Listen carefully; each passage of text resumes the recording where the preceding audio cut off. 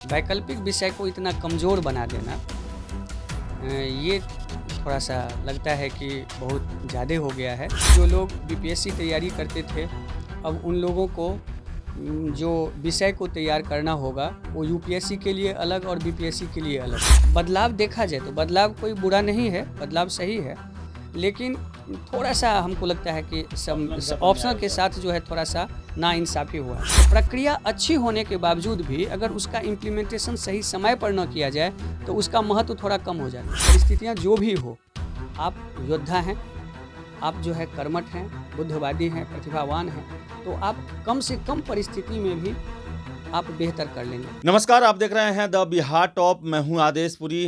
Durgesh sir के पास हम तो आए थे 67वीं मेंस पर बात करने के लिए। 8-9 दिन बचा हुआ है, लेकिन इसी बीच बीपीएससी के द्वारा 68वीं मेंस में काफ़ी परिवर्तन किया गया है। जीएस को लेकर कोई परिवर्तन नहीं है, लेकिन ऑप्शनल को लेकर बहुत बड़ा परिवर्तन किया गया है। 100 नंबर का एमसीक्यू यानी कि मल्टीपल चॉइस क्वेश्चन अब मेंस में रहेगा। इसके अलावा निबंध का 300 नंबर का पेपर होगा 68वीं मेंस में। तरह तरह की बातें अब आ रही हैं कि बिहारी छात्रों को यूपीएससी के मुकाबले कमज़ोर किया जा रहा है, क्योंकि यूपीएससी में ऑप्शनल सब्जेक्टिव है और यहाँ ऑब्जेक्टिव किया गया है। सबसे पहले जो सिलेबस अभी जो बदला है 68वीं के लिए, उस पर हम चर्चा करेंगे। फिर आएंगे 67वीं मेंस पर। हमारे साथ दुर्गेश सर हैं। सर, कैसे देख रहे हैं जो अभी परिवर्तन बीपीएससी के द्वारा 68वीं मेंस को लेकर किया गया है? देखिए, सबसे पहली बात तो ये परिवर्तन जो है चौंकाने वाली परिवर्तन है। इस तरह के परिवर्तन की उम्मीद मेंस को लेकर के शायद नहीं था। हाँ, थोड़ा बहुत परिवर्तन होता, लेकिन वैकल्पिक विषय को इतना कमज़ोर बना देना ये थोड़ा सा लगता है कि बहुत ज़्यादा हो गया है। क्योंकि विषय एक रहता, जीएस का वेटेज बढ़ा देते, निबंध जोड़ देते, लेकिन विषय रहना चाहिए था। क्योंकि इससे क्या होता है कि विषय के प्रति लोगों का एक रुझान बनता है और उसके प्रति जो है सो विशेष ये होते हैं। तो विषय में थोड़ा सा मल्टीपल चॉइस जो हुआ है, इसको लेकर के थोड़ा सा है विषय के प्रति, लेकिन जब सुधार है, परिवर्तन हुआ है, तो अच्छा परिवर्तन है। सबसे पहले तो मैं जो सुधार हुआ है उसको पहले एक नज़र आपको बता दें कि मेंस की जो प्रक्रिया है, मेंस वैसे ही सब्जेक्टिव है, लेकिन ऑप्शनल पेपर ऑब्जेक्टिव हो गए हैं 100 नंबर के। बाकी निबंध 100 नंबर के हैं, 300 नंबर के निबंध हैं। हिंदी जो है वो 100 नंबर का है। GS paper 1, GS paper first, ये आपको 300 नंबर के हैं। 300 नंबर के निबंध हो गए और 100 नंबर के जो है सो आपका ऑप्शनल पेपर हो गया। कुल मिलाकर के 1000 का जो है सो अब आपका मेंस हुआ, जिसमें 100 नंबर हिंदी कंपलसरी हुआ और एक जो 1000 नंबर है इस पर आपका रैंक तैयार होगा। ये इसका मूल फॉर्मेट बना है। अभी इसमें सबसे बड़ा जो चेंज हमें लग रहा है वो विषय को लेकर है, क्योंकि विषय को लोग लंबे समय से तैयार करते हैं।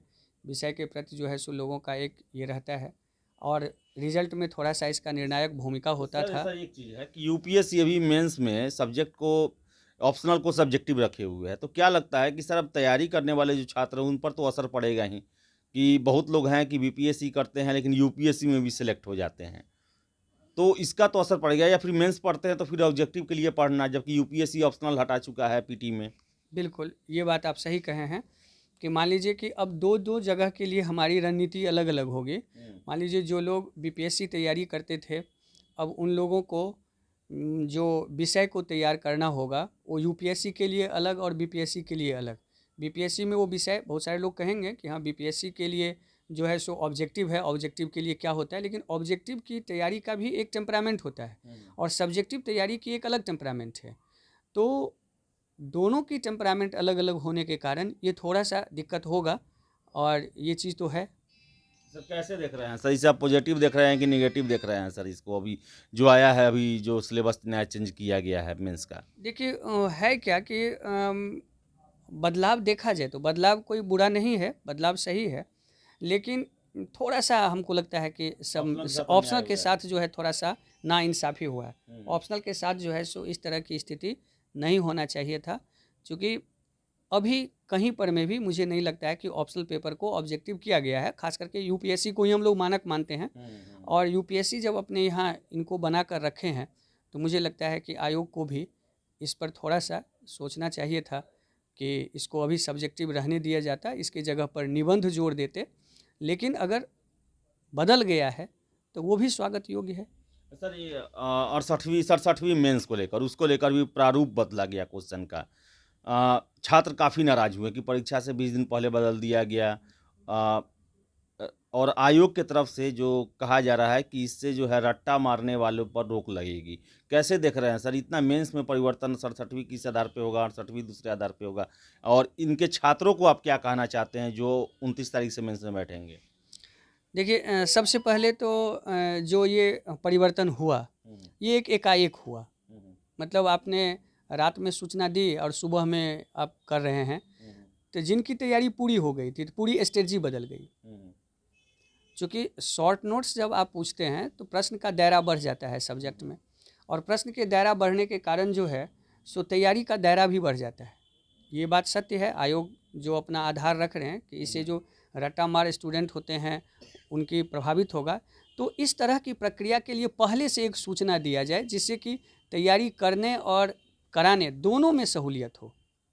क्योंकि जो लोग तैयारी करके रहते हैं और एकाएक आप कहेंगे कि नहीं इस तरह से पैटर्न बदलेगा, हम इस तरह से तैयारी करेंगे, तो फिर उनको सेटअप करने में दिक्कत होता है, बहुत सारी चीज़ें बदल जाती है उस स्थिति में। तो प्रक्रिया अच्छी होने के बावजूद भी अगर उसका इम्प्लीमेंटेशन सही समय पर न किया जाए तो उसका महत्व थोड़ा कम हो जाता है।